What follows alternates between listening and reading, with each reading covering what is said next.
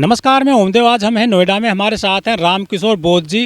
रामकिशोर बोध जी बीएसपी के सक्रिय कार्यकर्ता हैं। सर, क्या लगता है जो चुनाव चल रहा है, 6 चरण के चुनाव हो चुके हैं, लेकिन बीजेपी के लोग कह रहे हैं कि 400 सीटें लेकर आएंगे और हम संविधान खत्म कर देंगे। उनके इस बयान को किस तरह देखते हैं?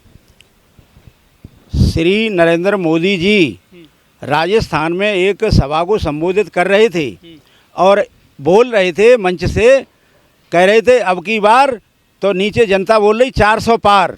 फिर बोल रहे अब की बार, तो जनता बोल रही 400 पार। तीसरी बार फिर बोले अब की बार, तो फिर बोल रही जनता 400 पार। तो राजस्थान में तो 25 ही सीटें हैं, तो फिर 400 पार कहाँ से कराएंगे? और 400 पार ही करा रहे थे।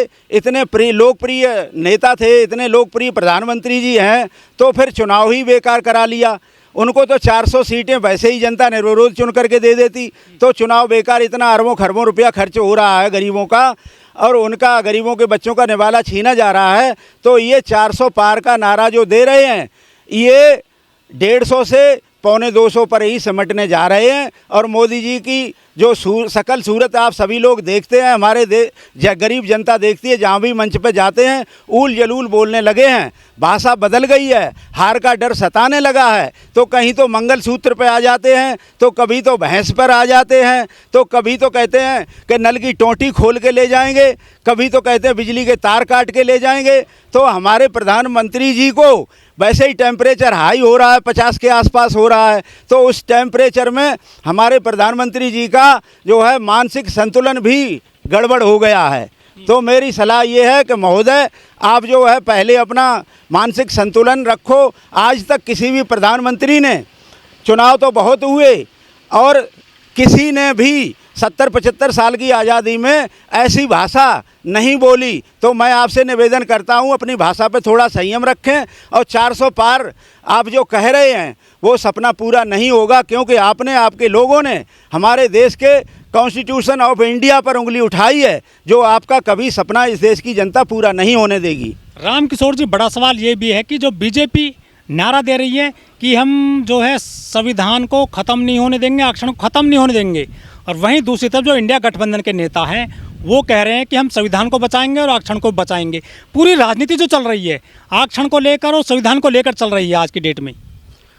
ये जो दोनों तरफ से हवाई फायरिंग हो रही है, चाहे एनडीए हो और चाहे इंडिया अलायंस हो, ये हवाई फायरिंग इसलिए कर रहे हैं कि संविधान की आड़ में इंडिया अलायंस फ़ायदा उठाना चाहता है और संविधान को मिटाकर एनडीए अपना फ़ायदा उठाना चाहता है। न तो ये संविधान के साथ हैं और न वो संविधान के साथ हैं। बाबा साहब को पूरी मानसिकता से, ईमानदारी से एक भी स्वीकार करने को तैयार नहीं है।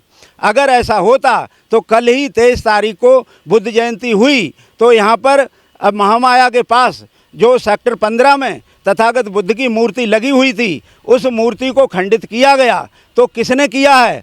जो संविधान को बचाने वाले लोग और संविधान को मिटाने वाले लोग, ये आपस में मिलकर बौद्ध विरासत को मिटाने का काम कर रहे हैं और ये अपना फ़ायदा, राजनीतिक रोटियां सेक रहे हैं। संविधान से इनका कोई लेना देना नहीं है। संविधान जो है वो गरीब जनता का है, गरीब जनता के लिए है, और गरीब जनता के लिए बाबा साहब ने संविधान दिया है, जिसमें खासकर हमारी बहन बेटियों के लिए हकूक़ और अधिकार दिए गए हैं, गरीब समाज को अधिकार दिए गए हैं, जिसको ये सब खत्म करना चाहते हैं और पुनः मनुस्मृति लाकर इस देश को गुलामी की जंजीरों में जकड़वाना चाहते हैं, जो इस देश की गरीब जनता इनके सपनों को साकार नहीं होने देगी। वहीं दूसरी तरफ मोदी जी कहते हैं चुनावी सभाओं में कि ना तो हम संविधान को ख़त्म होने देंगे, ना आरक्षण को ख़त्म होने देंगे। मोदी जी अगर ऐसे ही होते और संविधान को बचाते और संविधान के बचाने के लिए ईमानदारी से काम करते, तो इन्होंने संविधान की धज्जियां तो उसी दिन उड़ा दी जिस दिन 22 जनवरी को इन्होंने प्राण प्रतिष्ठा की।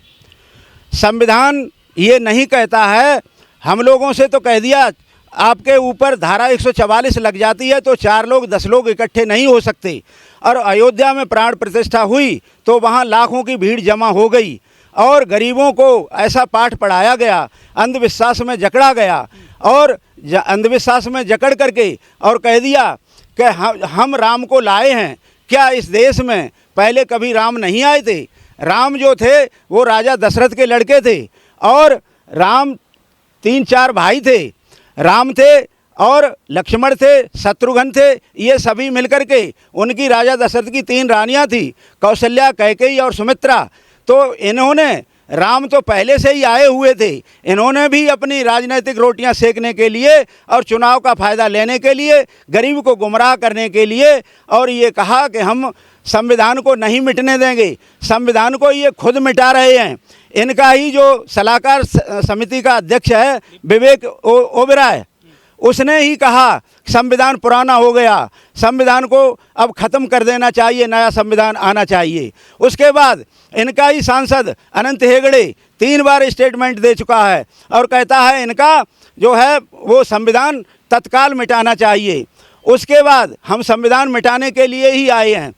उसके बाद वो अभी जो क्या नाम इसका, गोविल, जो यहाँ से मेरठ से चुनाव लड़ रहा बीजेपी से, उससे जब मीडिया वालों ने, आप जैसे लोगों ने पूछा कि संविधान बदलना चाहिए कि नहीं बदलना चाहिए, तो वो भी कह रहा है, गोविल भी कह रहा है, जो अभी उसको अपनी हार जीत का भी पता नहीं है, टीवी का राम है, तो वो कह रहा है कि संविधान समय की मांग है, संविधान को ज़रूर ख़त्म होना चाहिए, नया संविधान आना चाहिए।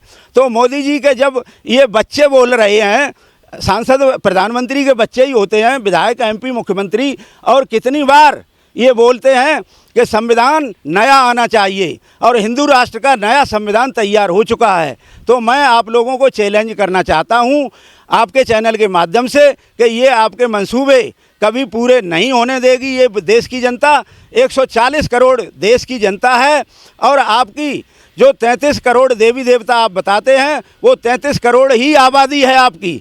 तो 100 करोड़ हम बहुजन समाज के लोग तुम्हारे मंसूबों को, तुम्हारे सपनों को कभी आखिरी सांस तक पूरा नहीं होने देंगे। और जो तुम धमकियां देते हो, वो तुम इस चुनाव में इस लायक रहोगे ही नहीं कि संविधान से तुम उंगली भी टच कर सको, ऐसी मेरी आशा है। लेकिन जो इंडिया गठबंधन है, कांग्रेस जिसमें शामिल है और दूसरी पार्टियां हैं, वो भी कह रहे हैं कि संविधान हम बचाएंगे। वो संविधान बचा रहे हैं, तो वो संविधान बचाने के लिए कभी भी सड़क पर नहीं आए। अब चुनाव में बाबा साहब का फ़ोटो लेकर सिर के ऊपर रखकर घूमते हैं, तो चाहे वो अखिलेश जी हों, चाहे राहुल गांधी जी हों, सिर पर बाबा साहब का फ़ोटो लेकर घूमते हैं, संविधान की कॉपी हाथ में पकड़ लेते हैं और ये कहते हैं संविधान को बचाने का चुनाव है, लोकतंत्र को बचाने का चुनाव है। तो मैं तुमसे पूछना चाहता हूँ इंडिया अलायंस से कि अगर इससे पहले सड़कों पर तुमने क्यों नहीं इस मुहिम को छेड़ा, क्यों नहीं ये तुमने आंदोलन चलाए, और जब आपकी ज़रूरत पड़ी कि अब हमको मोदी जी फिर कहीं डाल देंगे जेल में, जैसे गुजरात में आपके ऊपर केस हुआ, आपका आवास छीन लिया गया, आपकी संसद की सदस्यता छीन ली गई, तो आपको ये डर सताता है और अखिलेश जी को भी ये डर सताता है कि हम 125 2022 में रह गए तो फिर कहीं हमारी भी दुर्दशा न हो जाए। तो इसलिए संविधान को पकड़ लो। बाबा साहब इस दुनिया में नहीं है, लेकिन बाबा साहब की विचार संविधान में है।